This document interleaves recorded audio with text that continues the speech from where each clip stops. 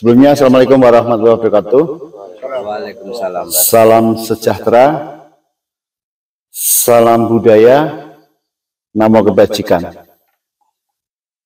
Kembali lagi bersama Suara KPK TV di Padepokan Setonegoro, Nyalian, Kecamatan Kota Salatiga, Jawa Tengah.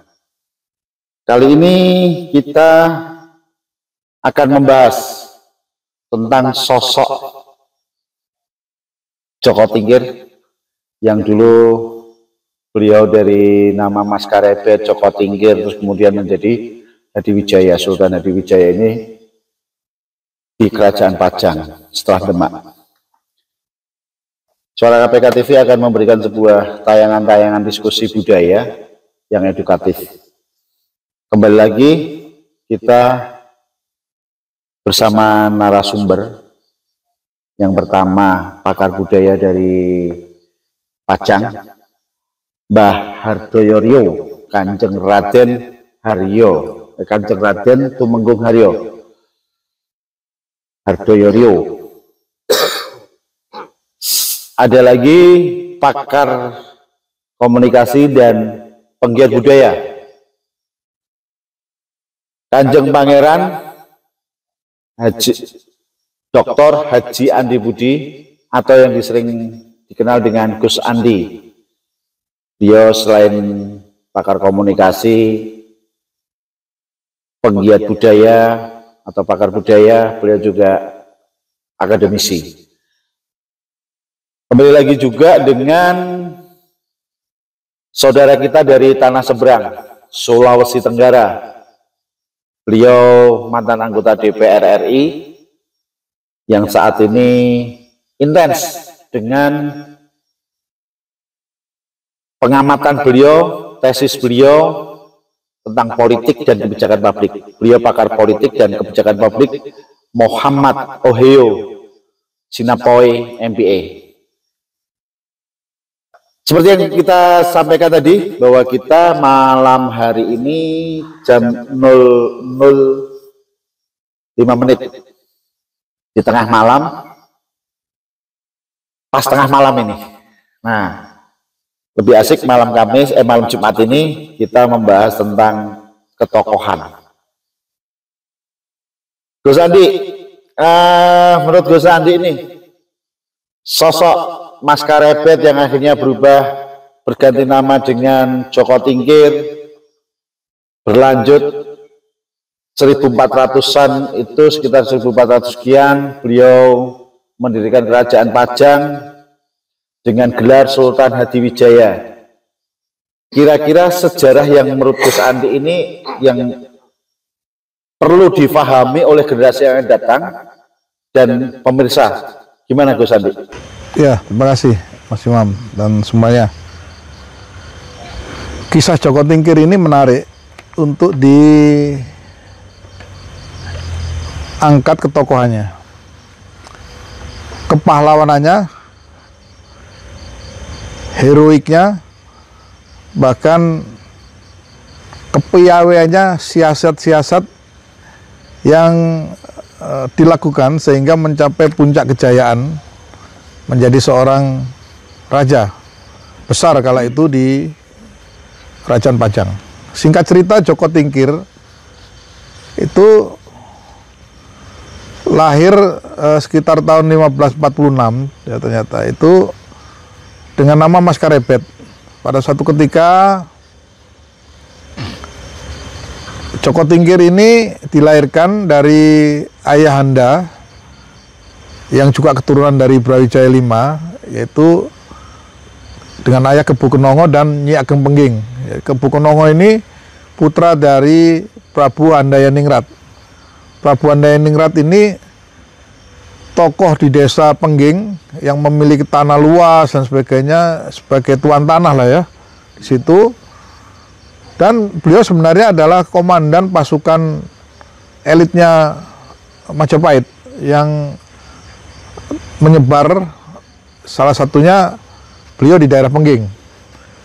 Dan beliau menikah dengan Putri Pambayun, salah satu putri dari Raja Brawijaya V, raja terakhir kerajaan Majapahit. Artinya di dalam tubuh Mas Karebet masa kecil itu mengalir darah bangsawan terah kerajaan Majapahit. Nah, begitu beliau diasuh oleh Ki Ageng Tingkir di desa Tingkir ini, yang sekarang di kawasan Salatiga, itu dia ditempa dengan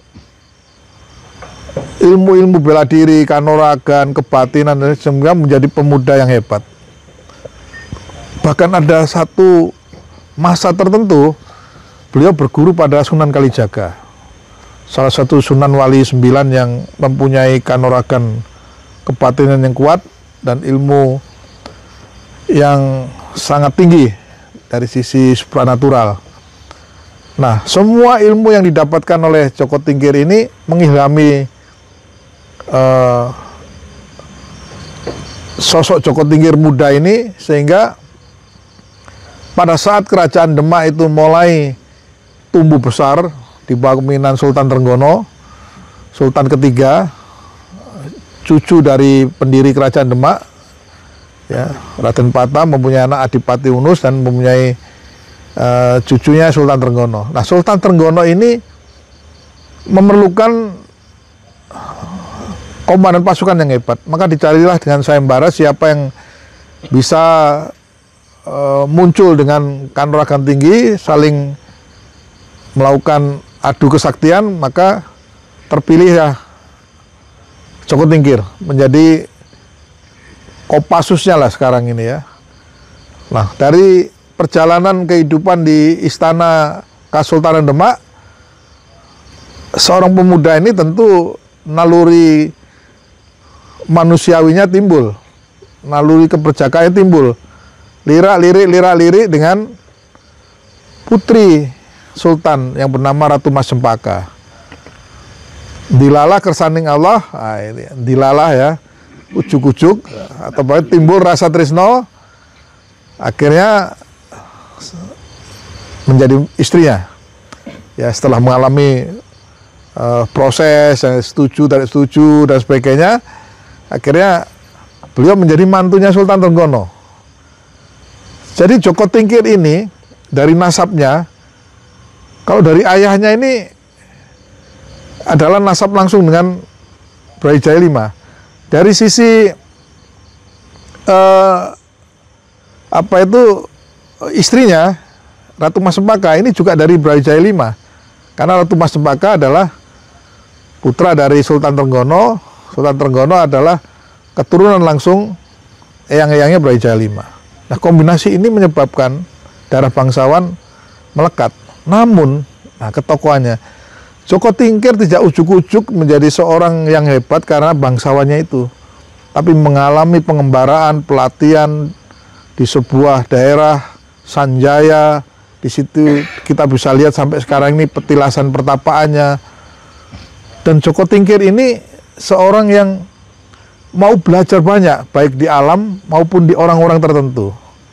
Nah, singkat ceritanya lagi, justru pada saat beliau sudah menjadi mantunya Sultan Trenggono, terjadi ontran-ontran di Kesultanan itu, maka beliau akhirnya menjadi Sultan Pajang yang pertama. Pada tahun 1568, Kerajaan Pajang berdiri, dan beliau mengakhiri kekuasaannya di tahun 1582. Jadi Kerajaan Pajang yang hebat hanya singkat saja, hanya 24 tahun di bawah kendali Sultan Hadiwijaya.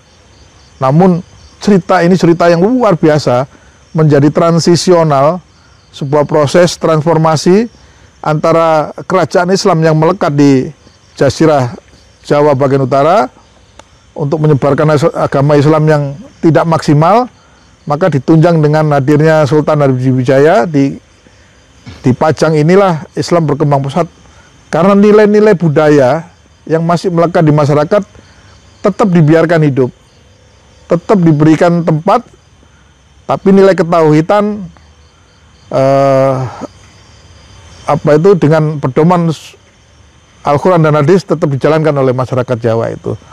Dan legitimasi Wali Songo adalah memberikan keputusan bahwa penerus dari kerajaan Kesultanan Demak untuk kerajaan Islam berikutnya adalah Kesultanan Pajang, dan itu dibuktikan oleh putra dari Sunan Giri yaitu Sunan Prapen yang melegitimasi dan memanggil semua bupati-bupati sekitar Jawa Timur untuk mengakui berdirinya kerajaan Pajang dan ketokohan Sultan Hadiwijaya ini. Jadi artinya proses-proses perjalanan ini sama dengan proses-proses ke tokoh-tokoh elit politik kita yang sekarang itu menapaki jenjang-jenjang untuk menuju ke pemimpin nasional. Semuanya berproses dari bawah, tidak ada yang instan. Sementara itu, Mas. Jadi proses dari perjalanannya Joko Tingkir ini memiliki sebuah proses yang tidak betul atau ujuk-ujuk tadi ya guys ya. Ada perjalanan dari Karebet akhirnya dikenal dengan nama Joko Tingkir karena memang diasuh oleh Ki Ageng Tingkir dan tinggal di Tingkir. Nah, dikenal oleh Ki Ageng Wulung, diberilah nama Joko Tingkir sebelum masuk ke Ki Ageng Banyu Biru. Nah, ini Mbah Rio. Ini Mbah Rio dari Pajang nih. Mbah Rio dari Pajang, Surakarta. Artinya bahwa tidak jauh dari petilasan Pajang. Menurut Mbah Rio, selama Mbah Rio di Pajang, bagaimana peninggalan situs ini atau peninggalan Joko Tingkir atau petilasannya Joko Tingkir kerajaan Pajang ini apakah masih terawat, Mbah? Ya, terima kasih Pak Imam. Memang sebenarnya waktu belum ada katakanlah pembagian tempat ya, itu di daerah aslinya kerajaan Pajang itu mulai dari hampir utaranya Tugu Lilin, kidulnya Tugu Lilin itu sampai kira-kira gede banget. Saya kebetulan alhamdulillah dapat rezeki bisa beli rumah di situ. Keputren. Keputren itu keputrennya zaman dulu, cuma sekarang jadi kampung ya. Tidak meninggalkan nama itu, tetap kampung Tegal Keputren. Nah itu menarik, men. Yang sampai saat ini saya kira Suara KPK perlu menelisik lebih jauh. Di situ itu pembagiannya begini, hanya terpaut saluran yang agak gede ya, sungai agak gede gitu. Nah, yang seberang sana itu dikuasai oleh pemerintah Kabupaten Sukoharjo, tetapi yang sebelah sini masuk Surakarta. Berarti separuh-separuh ya? Sebenarnya bukan separuh-separuh. Dia hanya yang sebelah kanan itu hanya kira-kira nggak ada 300 meter. Itu umbul mata air. Dari situ berapa? Artinya situsnya atau kerajaannya apakah masih meninggalkan bentuk-bentuknya atau sudah berubah atau sudah hilang? Ya hanya sedikit sekali, yaitu tempat untuk mandi. Tempat untuk mandi itu ada mata air muncul terus. Sendang itu ya? Sendang. Nah itu sebenarnya kalau kita nanti ada saatnya, perlu ada waktu, kita berkunjung ke Pajang, menelisih, saya kira itu saatnya kita bantu untuk dijadwalkan untuk dimasukkan dalam purbakala ya. Saya kira yang sebelah kiri pun, yang masuk Solo, Surakarta, itu dihuni oleh almarhum Kanjeng Suradi Jayanegara. Sekarang diteruskan oleh putra-putrinya. Nah, kalau ini diperhatikan dan sering didiskusikan di situ, saya kira bisa masuk Solo dengan wali kota Solo yang sebelah sana, atau dijadikan satu Sukoharjo, nggak masalah. Yang penting itu ada yang merawat. Kalau peninggalannya itu hanya bata, air mancur, ada. Tapi yang tidak kalah menariknya di situ orang yang mandi di air itu, di samping lebih lega, lebih sepertinya bangun tidur dengan keramas, ya, sehat sekali gitu. Berarti sugestismenya masih kental sekali. Oke. Saya kira sementara itu mungkin saya sampaikan ke Pak Imam, barangkali pendekatan ini internal, kemudian nanti eksternalnya dengan bupati dan wali kota. Saya kira ada manfaat besar untuk orang banyak. Berarti paling enggak situs-situs itu masih terjaga, ya, walaupun belum maksimal terawatnya. Ya, betul. Nah, karena terbagi di 2 administratif, Kabupaten Sukoharjo dan Surakarta. Ya. Nah, Bang Oyo, ini tadi yang disampaikan Gus Andi ini, bahwa sosok Joko Tingkir ini atau Hadiwijaya ini melakukan sebuah manuver, melakukan sebuah proses dalam meniti karirnya hingga sampai menjadi sultan. Dan itu tentu tadi disampaikan sama Gus Andi bahwa untuk legitimasinya pajak ini kan juga didukung oleh ulama nih. Nah, ketika kita tarik dari sejarah itu, perjalanan sosok Joko Tingkir ini, kira-kira di zaman modern globalisasi ini, di dunia demokrasi, Indonesia yang demokrasi ini, ada nggak sosok-sosok yang kiranya bisa dilakukan seperti Joko Tingkir ini? Menurut pengamatan Bang Oyo. Saya ingin mencoba menggali sosok Joko Tingkir ini dari perspektif yang berbeda ya. Indonesia ini kalau kita bagi menjadi 3 senario bagian dari sebuah peradaban besar, maka ada tiga peradaban besarnya. Pertama itu adalah kira-kira sebelum 10.000 tahun yang lalu atau 8.000 tahun yang lalu sampai tahun 400 Masehi, itu adalah masa belum ada pengaruh dari luar. Ya, mungkin masih ada agama-agama lokal ya, Karawitan, Sunda Wiwitan ya, dan macam-macam. Nah, kemudian masuklah pengaruh Hindu di tahun 400-an. Dari sejak tahun 400 sampai tahun 1500 itu, artinya hampir ada 1000 tahun, disitulah masuk agama-agama dari luar. Jadi intinya agama internasional, agama global itu mulai masuk, mulai dari Hindu, Buddha, Islam, Kristen, itu di kurun waktu 1000 tahun. Nah, di 1000 tahun ini banyak sejarah yang terjadi terkait dengan sebuah keadaan Indonesia yang membentuk Indonesia hari ini. Mari kita langsung kunci di Jaka Tingkirnya. Banyak orang yang menyangka sebenarnya bahwasanya ketika terjadi transisi dari Majapahit ke Islam, sesungguhnya yang melakukan gerakan pembaharuan atau transformasi itu kan adalah Kerajaan Demak ya, dengan Raden Fatahnya.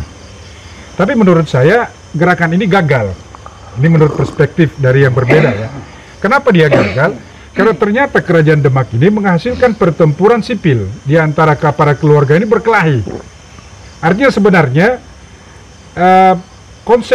konsep Islam yang dibawa untuk merubah transformasi Hindu ini sebenarnya hampir gagal ini. Muncullah sosok Jaka Tingkir. Jadi ini kan kita bicara pasca Demak ya. Jadi post Demak itu muncullah tokoh Joko Tingkir ini. Nah, seperti yang dijelaskan tadi, kalau kita melihat sosok tokoh Joko Tingkir, maka tokoh Joko Tingkir inilah yang sesungguhnya kejawen asli. Beliau adalah keturunan terakhir dari Brawijaya V yang berhasil dididik oleh Sunan Kalijaga. Yang lainnya, mungkin kita sebut Sultan Raden Fata, itu betul-betul mendapat pengaruh langsung dari Islamnya, tanpa melalui akulturasi. Nah, Jaka Tingkir ini yang melalui proses akulturasi. Artinya, sebenarnya pada faktanya, transisi Islam, transisi Hindu ke Islam itu berhasil itu di Kerajaan Pajang, bukan di Kerajaan Demaknya. Karena Demak ini adalah sebuah transformasi agak paksa ini. Pokoknya harus Islam, karena sudah menyebar agama Islam dan nah, yang bisa menyatukan ini semua antara lokal atau kultur lokal dengan Islam yang baru datang itu sebenarnya adalah Jaka Tingkir itu. Kenapa? Ya tadi itu. Pertama, ada gabungan antara umaro, jadi sifat-sifat kepemimpinan Jaka Tingkir, dan dia juga ulama. Kenapa dia ulama? Ya karena dididik oleh Sunan Kalijaga. Kenapa dia umaro? Karena dia adalah dia adalah keturunan Tra yang sudah pasti akan memiliki sifat-sifat kepemimpinan. Dididik atau tidak dididik, ya dia adalah Tra. Ya ceritanya kan beliau dipelihara di kampung, tapi kan orang kampung sudah tahu siapa sebenarnya sesungguhnya Jaka Tingkir ini. Artinya dari pembawaannya menampilkan wibawa-wibawa kepemimpinan. Nah, sebenarnya disinilah titik inti. Ketika Jaka Tingkir itu ada di desa Tingkir dididik di sini, terus dididik oleh Sunan Kalijaga, kemudian menjadi Raja Pajang. Itulah sebenarnya transisi yang sangat lancar ketika dari Hindu ke Islam. Jadi sebenarnya yang membawa pengaruh besar terhadap bertemunya dua kultur besar ini ya adalah Jaka Tingkir. Dan ini kalau kita gali kembali Mas Imam, ini adalah sifat-sifat yang dibawa oleh para Amirul Mukminin. Amirul Mukminin itu dia bukan sekedar dia pemimpin, dia juga ulama. Misalkan Umar bin Khattab, dia juga adalah panglima perang, tapi dia juga ulama. Utsman bin Affan misalkan, kemudian Ali bin Abi Thalib. Nah, ini penggabungan ini. Dan ini kita tidak pernah dapatkan cerita ini di sosok Raden Fata, Trenggono dan macam-macam. Yang berhasil menggabungkan dua sisi umaro dan ulama ya Jaka Tingkir ini. Jadi memang menarik ini. Jaka Tingkir ini merupakan sosok yang harus dikaji lebih lanjut, bahwasanya transisi Islam yang berhasil antara Hindu ke Islam dan melahirkan Mataram itu di masa Kerajaan Pajang ini, bukan di Demak. Demak ini ya ontran-ontran. Artinya betul ada pengaruh baru, tetapi ini hancur sebenarnya, tidak berhasil sebenarnya ini. Anggap ini kalau kita buat survei, sebenarnya Kerajaan Demak ini gagal untuk menerjemahkan transformasi atau perpindahan kultur sebuah kerajaan besar dari pengaruh Hindu menjadi pengaruh Islam. Kira-kira begitu. Jadi paling tidak kalau ditarik zaman sekarang ini masa reformasi, maka di sini tahun ini kelihatannya berhasil, tapi sebenarnya gagal. Tapi akan ditentukan di 2024 besok itu. Siapa tahu di 2024 ini, kalau bahasanya yang sering saya dengar dari Gus Adi ini kan reinkarnasi. Nah, reinkarnasi ini menurut Bang Oyo dari di 2024 ini kira-kira mampu nggak Indonesia ini memunculkan sosok yang bisa memadukan budaya, nasionalis, religius? Bisa aja, karena komposisi kepemimpinan yang akan datang ke depan itu kan ada dua sistem, ada dua hal. Satu, bisa dia muncul di sosok presidennya itu sendiri, atau kalau tidak dia muncul di sosok wakil presidennya. Anggaplah misalkan si sosok presidennya dia adalah tokoh yang kepemimpinannya kuat, dia tidak memiliki unsur ulama, nanti harus didukung oleh unsur ulamanya di wakil presidennya. Jadi ini satu paket tapi satu badan, namanya presiden. Kalau dulu raja, nah sekarang adalah presiden dan wakil presiden tapi satu paket. Kalau dulu adalah raja yang tidak bisa dibagi, tidak ada wakil raja, dulu cuma satu-satunya raja. Nah mungkin itu nanti mungkin cerita itu nanti bisa kita elaborasi di dalam konteks ketatanegaraan kita yang sekarang. Itu bisa saja terjadi. Tapi sekali lagi, reinkarnasi atau pengulangan sosok Jaka Tingkir harus terjadi sekarang. Karena ini adalah transformasi yang kira-kira kita ini berusaha untuk keluar dari sebuah keterpurukan Orde Baru, pertentangan ya. Anggap ini Orde Baru dan Orde Lama ini adalah pertempuran saudara. Ya, pertempuran sipil antara Orde Baru dan Orde Lama. Oke, lupakan itu, kita munculkan reformasi. Reformasi ini seolah adalah ilustrasi kerajaan Demak. Nah, ini kita berkelahi terus ini. Nah, sekarang coba kita munculkan siapa sesungguhnya profiling kerajaan Pajang itu, dan siapa profiling pemimpinnya dari karakter Jaka Tingkir itu. Nah, ini yang kita mau perlu cari. Jadi sebenarnya apa ya, Ratu Adil itu adalah sosok Jaka Tingkir menurut saya ya. Jadi Ratu Adil itu siapa itu ya, kita harus cari, kita harus lihat siapa itu yang memiliki karakter-karakter itu. Sudah. Gus Andi, ini tadi menarik apa yang dijelaskan sama Bang Muhyo, bahwa sosok pemimpin yang mampu menyejahterakan rakyatnya itu pemimpin yang rata-rata memiliki terah. Presiden-presiden selama ini kan juga sering dikonotasikan bahwa seperti Soekarno masih terahnya si A, si B, si C, Brawijaya, terus kemudian Soeharto melalui Putinnya, terus kemudian Habibie, terus Gus Dur. Kalau Gus Dur jelas arahnya ke Joko Tingkir, karena kebetulan makam eyangnya kan ada di Tingkir nih, Mbah Abdul Wahid nih. Nah, sampai dengan Jokowi ini dikonotasikan atau dipersepsikan bahwa Jokowi juga punya terah dari kerajaan. Nah, di 2024 ini, Gus, jadi beberapa calon yang sempat kita himpun, ya kan? Ada yang turunannya ulama, ada yang turunannya Joko Tingkir. Saya menarik salah satu cerita dari salah satu ustadz yang menggabungkan antara Muhammadiyah dan NU nih, ternyata punya nasab yang sama. Nah, dari salah satu itu muncul yang namanya Airlangga Hartarto yang sekarang ini jadi ketua umum Partai Golkar.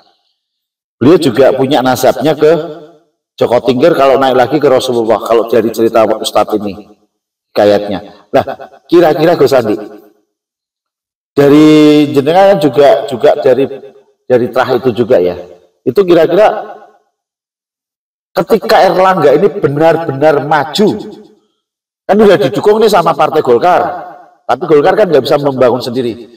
Kira-kira menurut kacamata Gus Andi dalam ilmu komunikasi apa yang bisa dilakukan Airlangga, atau mungkin layak nggak Airlangga itu selain beliau ketua umum, beliau ini kan juga sebagai salah satu terahnya Joko Tingkir juga ini kalau dari Ki Ageng Gripik. Nah, ini menurut Gus Andi gimana nih? Iya, jadi Joko Tingkir adalah tokoh pluralis, tokoh yang membangun kebinekaan di zamannya, dan beliau adalah simbol dari dua kutub besar, yaitu dari kultur yang sangat kejawen. Di situ ada ayahandanya Ki Ageng Pengging yang masih sangat mengutamakan unsur-unsur budaya Jawanya, dan istrinya adalah anak dari Sultan Trenggono yang syariat Islamnya kuat di Jazirah Utara ini, dan semuanya ini masih dalam lingkup pengaruh Wali Songo ya. Di Kerajaan Demak itu tentu pengaruh dari Sunan Kudus ya. Kemudian kalau di arah kedalaman ini Sunan Kalijaga, sehingga wali-wali sendiri itu punya prototipe yang berbeda-beda. Nah, kehidupan di zaman dulu itu tidak lepas dari kehidupan yang sekarang ini. Jadi Joko Tingkir yang direinkarnasikan tokoh nanti secara nasional itu harus memang bisa mengadopsi seluruh kekuatan, seluruh komponen-komponen yang dulu hidup di zaman Orde Lama, Orde Baru, transisi. Ini dirangkul semuanya untuk dibawa menjadi satu kekuatan menuju Indonesia yang besar. Nah, siapa tokoh itu?